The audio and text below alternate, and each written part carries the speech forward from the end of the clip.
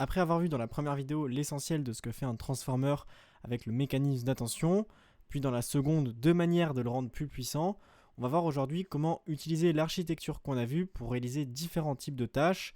Dans cette vidéo, on prendra surtout l'exemple de tâches issues du monde du NLP, c'est-à-dire de la manipulation de langage, mais il est important de savoir que le transformer peut et a été appliqué à énormément de domaines du machine learning. Commençons avec l'architecture qu'on a vue jusqu'alors, dans laquelle le modèle prend des entrées et calcule un état caché pour chacune de ces entrées en portant son attention sur les entrées précédentes. On a une attention qui était masquée. Cette architecture, elle va nous permettre de faire la tâche de génération de texte. L'état caché associé à la première entrée, donc H1, il va être utilisé pour générer un mot, et ce mot va alors constituer la deuxième entrée, X2.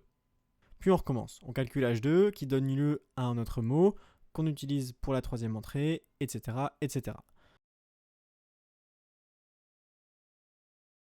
Donc concrètement, pour obtenir un mot à partir de notre état caché, on utilise en fait une couche classique softmax sur notre état caché pour avoir une distribution de probabilité sur l'ensemble des mots possibles, notre vocabulaire, et pour obtenir un mot, on n'a qu'à échantillonner cette distribution de probabilité. On qualifie cette génération de texte d'autorégressive, c'est-à-dire que chaque mot généré par le modèle dépend des mots générés par le même modèle précédemment.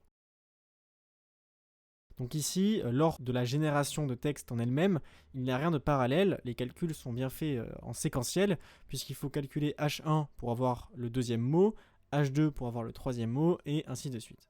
Mais le fait que ce soit séquentiel n'est pas un gros problème ici, puisque en fait cette génération de mots, elle va se faire que lorsque l'on veut utiliser le modèle, une fois qu'il a été entraîné, et donc lors du déploiement. Alors justement, comment est-ce qu'on peut entraîner un modèle ? Notre base de données, elle va être constituée de phrases dans le style que l'on veut générer. Donc si on veut générer des poèmes, on va regrouper par exemple donc, énormément de poèmes. Et ensuite, on va donner en entrée une séquence. Donc dans notre exemple, un poème. Calculer les sorties, cette fois-ci en parallèle. Et optimiser notre modèle pour que les sorties permettent de correctement prédire la phrase d'entrée. Donc concrètement ici, on veut que la probabilité de sortie pour le mot mange soit égale à 1 et qu'elle soit égale à 0 pour tous les autres mots du vocabulaire. Et donc on aura un coût, le même coût utilisé pour par exemple la classification d'images, c'est le coût d'entropie croisée. Et ce coût, une fois optimisé, fera en sorte que le modèle, après avoir vu l'entrée le chien, donnera au mot mange une plus grande probabilité. Une fois ce coût calculé, on utilisera classiquement l'algorithme de rétropropagation, backprop, pour calculer les gradients du coût. Évidemment, ce coût, on l'aura aussi pour toutes les autres entrées, afin que le modèle prédise au mieux le mot suivant, étant donné donc chaque mot de la séquence d'entrée. On retrouve là la tâche de modélisation de langage, c'est-à-dire à partir d'un contexte de mots, trouver le mot le plus probable d'apparaître ensuite.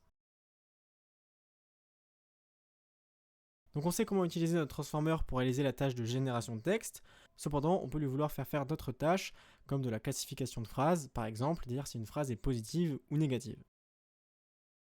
Donc dans ce cas, on a besoin que d'une sortie, qui nous dit si la phrase elle est positive ou négative, et cette sortie, comment est-ce qu'on va la calculer ? Alors on pourrait se dire, on va la calculer une fois la phrase entière lue, c'est-à-dire on va la calculer à partir de H3 dans cet exemple. Mais je le rappelle, H3, il ne dépend que des entrées précédentes, donc des clés et des valeurs des entrées, mais non pas des états cachés précédents.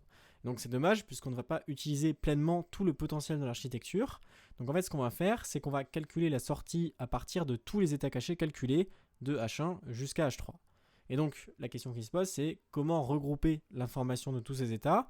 Alors en fait il y a différentes manières, on peut notamment prendre la moyenne de ces états cachés.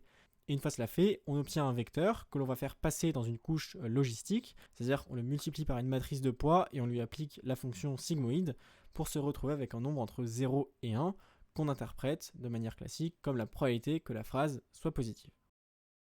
Sur cet exemple, on va donc utiliser les états cachés de toutes les entrées pour calculer la sortie. Alors ce qui est intéressant avec cet exemple, c'est qu'il va nous amener à modifier légèrement notre architecture actuelle. Si on regarde, l'état caché associé à l'entrée aimé a été calculé à partir des mots « j'ai beaucoup aimé », les mots précédant le mot « aimé ». Et donc, il y a de fortes chances que cet état caché reflète une information positive, puisque le groupe de mots « j'ai beaucoup aimé », eh bien, c'est quelque chose de positif. Et donc, ce qui fait que, avec les états des mots interminables et attendre, qui reflètent probablement une information qui est, elle, négative, on aura donc deux vecteurs négatifs et un vecteur positif. Et nous, on veut prédire une réponse négative, puisque la phrase est négative. Donc là, on voit que c'est quelque part un peu gênant. Et donc, si on permet à l'attention de se faire sur les mots précédents ainsi que sur les mots futurs, alors on aura très certainement l'état associé au mot aimer qui reflètera une information de négativité. Et donc, dans ce cas, on aura bien 3 vecteurs négatifs et 0 positif. Le modèle aura encore plus de chances de prédire la bonne réponse. On arrive donc sur une nouvelle architecture dans laquelle l'attention n'est en fait tout simplement plus masquée, en référence donc avec la matrice masque M qu'on avait utilisée pour justement empêcher que le modèle ne regarde dans le futur pour calculer l'état du mot présent. Mais nous, dans notre cas, eh bien, on veut que le modèle regarde vers le futur pour calculer l'état du mot présent, afin que cet état il soit le plus complet possible. Et donc l'entraînement se fera comme sur un réseau de neurones classique, avec la remontée des gradients via backprop, pour ensuite utiliser un optimiseur comme la descente de gradient ou bien Adam. Cette nouvelle architecture, on l'appelle l'encodeur, et l'architecture où l'attention est masquée, on l'appelle le décodeur. On parle aussi d'attention causale pour décrire une attention où on utilise un masque. L'attention de l'encodeur est donc non masquée, cela veut dire que le mécanisme d'attention peut regarder les clés et les valeurs des mots précédents et des mots suivants un mot donné, comme on le représente ici. Le décodeur, lui, possède donc une attention causale, qui fait que le mécanisme d'attention ne peut seulement regarder les clés et les valeurs des mots précédents un mot donné, en plus du mot lui-même. Alors comment choisir pour une tâche donnée entre un encodeur et un décodeur ? L'encodeur, on va l'utiliser sur des tâches pour lesquelles, lorsque le modèle est entraîné et déployé, il a accès directement à la phrase entière, à la séquence entière, avant de faire sa prédiction. Donc typiquement, on va l'utiliser pour des tâches de classification, donc analyse de sentiments, détecter si un courrier est du spam, etc., etc. Le décodeur, lui, il va être utilisé sur des tâches pour lesquelles on reçoit les entrées au fur et à mesure dans le temps. On a par exemple la tâche de génération de texte. Alors c'est assez particulier puisqu'en fait les entrées sont les propres sorties du modèle, mais c'est bien le cas, on reçoit les entrées au fur et à mesure dans le temps. Alors un autre exemple, ça peut être celui de la reconnaissance vocale en temps réel. On reçoit l'audio décomposé en une séquence de sons au fur et à mesure dans le temps. Et les modèles de la famille GPT utilisent un décodeur.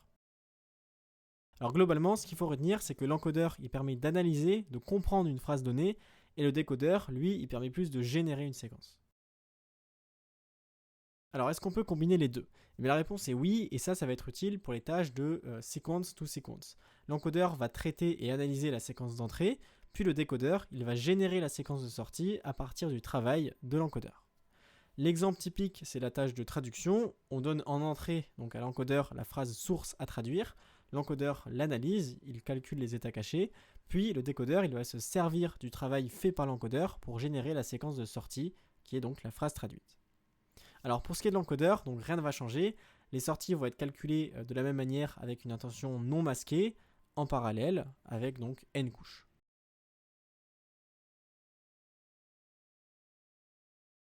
Mais comment le décodeur va faire ?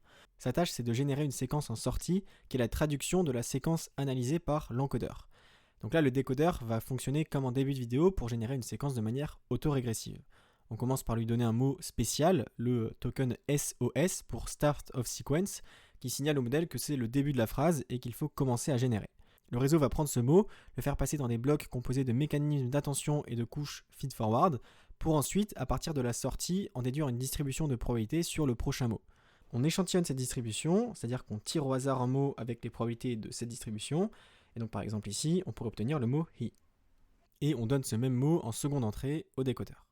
Les calculs se répètent pour obtenir un autre mot, qu'on donne alors en entrée au modèle, et ainsi de suite.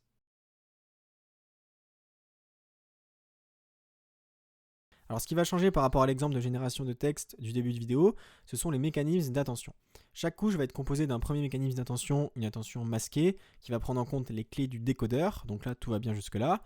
Mais ce qu'on va faire, c'est qu'on va rajouter, après ce premier mécanisme d'attention, au sein de la même couche, on va rajouter un autre calcul d'attention, qu'on appelle attention croisée, puisqu'en fait cette attention, elle va utiliser les sorties de l'encodeur. Donc concrètement, on va affecter à chaque sortie de l'encodeur une clé K et une valeur V, donc pareil avec une matrice comme si c'était des entrées. Puis on va, comme d'habitude avec l'attention, les utiliser pour calculer la sortie de ce second mécanisme d'attention.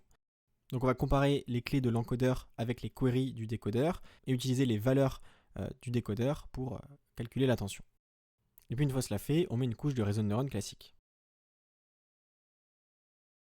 Donc voici schématiquement comment je représente cette première couche composée de deux mécanismes d'attention et d'une couche dense. Évidemment, cette couche est utilisée pour chacune des entrées du décodeur. Cela va donc former la première couche du décodeur. Et évidemment, on pourra en stacker plusieurs. Donc cette fois, l'attention masquée regardera les clés des sorties du décodeur de la couche passée, comme ce qu'on a vu dans la dernière vidéo. Et par contre, attention croisée, elle regardera toujours les mêmes clés, les clés des sorties de l'encodeur. Donc finalement, il n'y a rien de bien nouveau, on se base toujours sur ce même calcul d'intention, seulement on en enchaîne deux, un qui se concentre sur le décodeur, donc ce qui a été calculé par le modèle jusqu'alors, puis un autre qui se concentre sur les sorties de l'encodeur. Et en effet, dans la tâche de traduction par exemple, il est important pour le modèle de à la fois regarder ce qu'il vient de calculer, mais également la phrase source qu'il veut traduire. Alors pour entraîner une telle architecture encodeur-décodeur, on va procéder un peu comme pour l'entraînement d'un décodeur en mode génération de texte. Ici, considérons l'exemple « il aime nager » et sa traduction « he likes to swim ». Ces deux séquences sont issues de notre base de données d'entraînement et on va les présenter au modèle. Le modèle va calculer dans un premier temps les sorties de l'encodeur. Donc pour cela, on va donner la phrase « il aime nager » à notre encodeur et il va calculer en parallèle pour les mots « il »,« aime » et « nager » les sorties donc, de ces trois mots. Et donc c'est justement ça la force du transformer, c'est ce calcul en parallèle. Une fois cela fait, on va calculer les sorties du décodeur. Alors ici, quand je dis sortie, je sous-entends qu'on va aller jusqu'à la couche softmax qui nous donne la distribution de probabilité sur le prochain mot. Mais on ne va pas échantillonner ces distributions de probabilité, on va juste s'arrêter à la phase d'obtention des probabilités. Et donc, encore une fois, là, toutes ces probabilités, toutes ces distributions de probabilités, elles vont être calculées de manière parallèle pour toutes nos entrées. Donc ici, nos entrées, c'est la phrase en anglais. Et ensuite, c'est là où la supervision intervient, on montre au modèle ce qu'il faut avoir en sortie. Donc c'est-à-dire la phrase qu'on lui a donnée en entrée, mais décalée de 1, pour que, eh bien, quand le modèle voit le mot he, il prédise likes, quand il voit likes, il prédise to, ainsi de suite. On calcule alors un coût d'entropie croisé pour chacune des sorties du décodeur, et donc le coût total de cet exemple va alors être obtenu en sommant le coût de toutes les sorties. Puis les gradients, ils vont naturellement remonter le réseau avec byteprop, que ce soit dans les couches du décodeur comme dans les couches de l'encodeur. Et en fait, les gradients, ils vont circuler du décodeur vers l'encodeur grâce à l'attention croisée. On pourra ensuite, une fois les gradients calculés, utiliser la descente de gradient ou autre pour mettre à jour les paramètres de l'encodeur et du décodeur. Ainsi, un seul exemple donne en réalité plusieurs exemples d'apprentissage pour le modèle. Il apprend qu'après avoir vu « il aime nager » et le token SOS, il faut générer « he ». Il apprend également qu'après avoir vu « il aime nager », le token SOS et le mot « he », il faut générer « likes ». Après avoir vu « il aime nager », SOS, « he likes », il faut générer « to », et ainsi de suite. A noter que cette remarque, c'est aussi valable pour l'entraînement d'un modèle en génération autorégressive. Voilà donc globalement tout ce qu'il faut savoir sur l'architecture du transformer telle qu'elle a été proposée en 2017. Alors bien sûr depuis, elle a un petit peu évolué, mais les fondements restent globalement les mêmes. On est donc maintenant en mesure de comprendre ce fameux schéma qui résume l'architecture encodeur-décodeur du transformer. À gauche, on y voit de représenter l'encodeur et à droite, le décodeur. Alors pour l'encodeur, on voit qu'on a donc des entrées, par exemple ça peut être des mots, et donc ces entrées elles vont être converties en vecteurs, ce qu'on appelle leur embedding, puis comme on l'a vu, on va ajouter un vecteur marqueur de position, le positional encoding. Cela va constituer l'entrée de l'encodeur en lui-même, qui comporte grand N couches, chacune, on l'a vu, composée à la fois d'un bloc d'attention non masqué, suivi d'une couche de réseau de neurones, la feed-forward layer. Ce qu'on voit en plus, ce sont deux choses, les connexions résiduelles avec le add,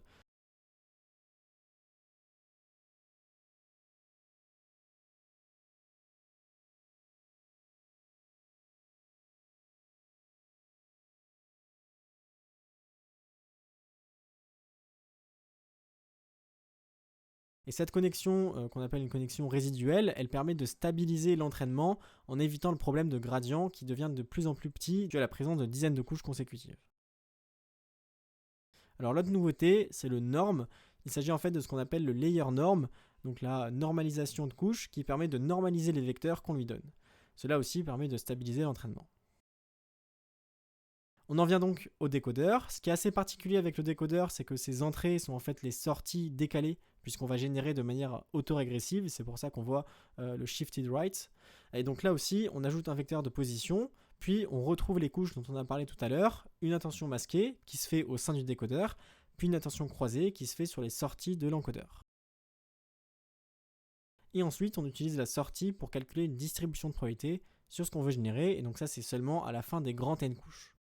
Je le rappelle, les modèles de la famille GPT, eux, n'incorporent qu'un décodeur. On parle de modèles qui sont en décodeur only, et c'est logique puisqu'ils effectuent de la génération de texte. Il reste une dernière vidéo sur le transformer dans laquelle j'aimerais vous parler des choix possibles pour les vecteurs position afin de permettre au modèle de connaître l'ordre des entrées.